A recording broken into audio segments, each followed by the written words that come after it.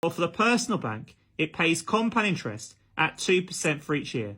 While compound interest formula is given on your exam aid. It starts with P, where P is the principal amount, i.e. what he invested. In this case, he invested £25,000, so we're going to start with £25,000.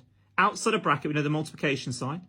We now open our bracket. The 1 is always there, so it's 1 plus R is the rate of interest. In this case, the rate of interest for the personal bank is 2%, so it's going to be 2, always divided by 100.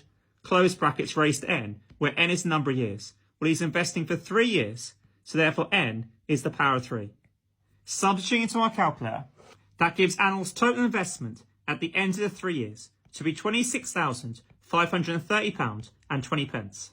For the secure bank, again it pays compound interest. So we're using our compound interest formula on our exam aid. Well, again, P is our principal amount, i.e. what invested. In this case, it's still the £25,000. It's then multiplied, open our bracket. It always starts 1 plus R is the rate. In this case, it's 4.3% for the first year. So the rate is 4.3. So it's 4.3, always divided by 100. As that's for the first year, therefore the power is 1. That's our first year, so n is 1. We then multiply by our bracket again.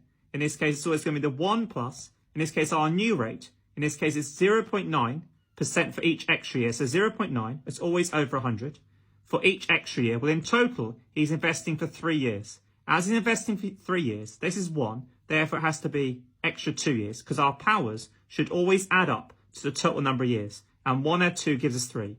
Substituting straight into our calculator, that gives Anil's total investment at the end of the 3 years to be £26,546 and 46 pence. Therefore, Anil should choose the secure bank